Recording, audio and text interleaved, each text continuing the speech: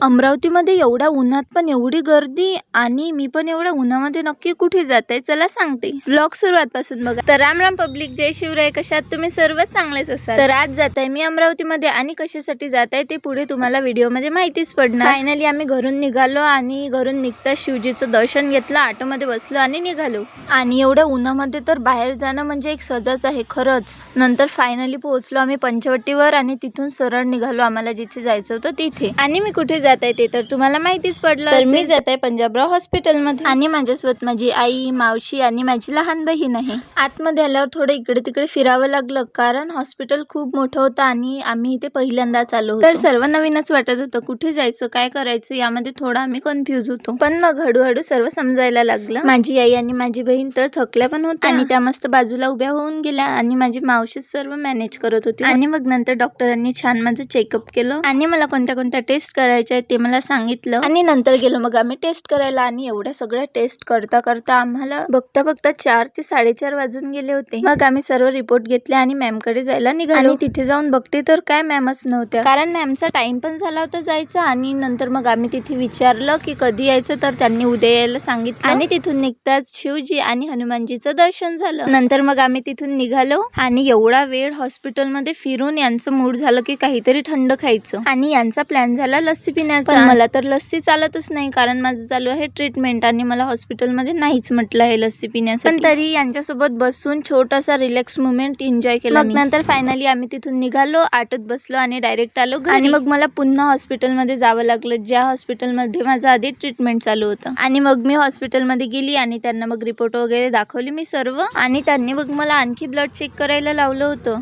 मग मी blood check केला आणि पुन्हा गेली रिपोर्ट घेऊन हॉस्पिटलमध्ये. असा गेला मग आजचा माझा दिवस. व्हिडिओ आवडला असेल तर लाईक, कमेंट आणि शेअर कराल. Bye bye.